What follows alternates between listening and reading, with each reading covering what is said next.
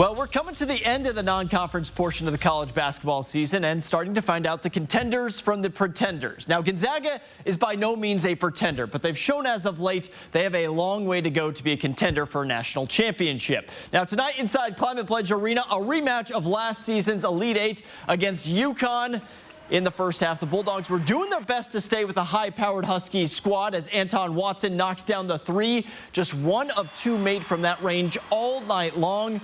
And the size of the Huskies proving to be hard to guard against as Tristan Newton lobs it up to Samson Johnson, who finishes with a dunk. UConn leads by 11 at the break. Zags would go down by as many as 18, but slowly climb their way back into this one. Watson drives to the basket, gets the reverse layup to go and the foul. But the hill was simply too steep to climb tonight. Huskies were just dominant inside the paint all game long. Alex Caravan gets the nice pass inside. He gets the basket, leading to the UConn 76-63 win. Now, our Julian Minnesota was at the game this evening. And Julian, while the Bulldogs were an underdog coming into this and a loss isn't the end of the world, it kind of feels like a missed opportunity at this point, right?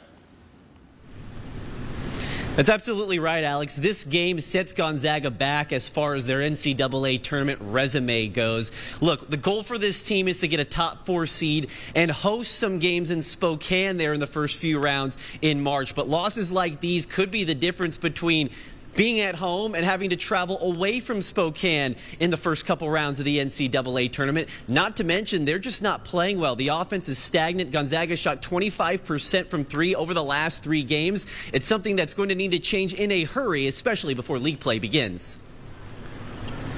I think we've been getting some solid looks. We've just been missing them. It's really hard to say. We work on our shots. We got to maybe take some better ones, but I think for the most part we got some solid looks. You don't want the lack of not coming out on the positive side to affect your confidence or anything, but it shows you, when you fight like that and the level that it takes to compete and physically battle.